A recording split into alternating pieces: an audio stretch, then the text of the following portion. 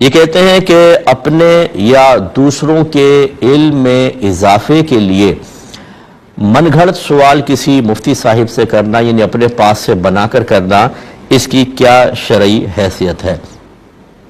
دیکھیں، اس میں دو جہتیں، امپورٹنٹ جہتیں ہیں، وہ کرنی چاہیے۔ ایک تو یہ کہ سوال کرنے والے نہیں ہیں، لوگوں کو شعور حاصل نہیں کہ کیسے سوال کرنا چاہیے،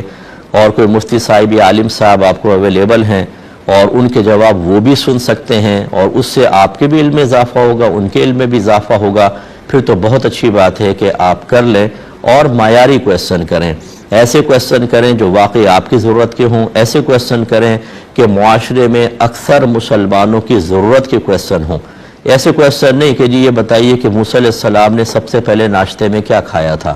جب آدم علیہ السلام تشریف لائے تھے تو سب سے پہلے آپ نے کس چیز کو تناول فرمایا، کون سی چیز مشروب آپ نے پیا تھا، کپڑے کس ڈیزائن کے تھے آدم علیہ السلام کے۔ اس طرح کی باتیں کرنے کا کیا فائدہ، اس سے کوئی معلومات کوئی حاصل ہوگی؟ شرعی مسائل پوچھیں، عقیدے سے متعلق ہیں، احکام شرعیہ عملیہ سے متعلق ہیں، ان میں عبادات آتی ہیں، معاملات آتے ہیں، حقوق زوجین وغیرہ کے تمام معاملات آتے ہیں، اور اس کے علاوہ صغیرہ کبیرہ ظاہری باطنی گناہوں کے بارے میں پوچھیں۔ معاملات میں ہی تجارت ہے، مداربت شرکت ہے، ان کے بارے میں آپ کویسچن کریں تو لوگ سیکھتے ہیں۔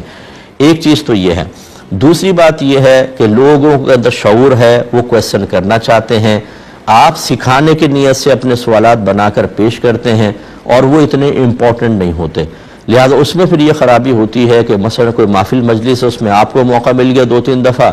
آپ نے غیر اہم سے کویسچن کیے اور کسی کے بہت اہم کویسچن ہے وہ رہ گئے، یا جیسے یہ پروگرام وغیرہ ہے اس میں کال کی آپ نے اور دوسروں کی، ہمارے یہاں پر کال بہت آتی ہیں،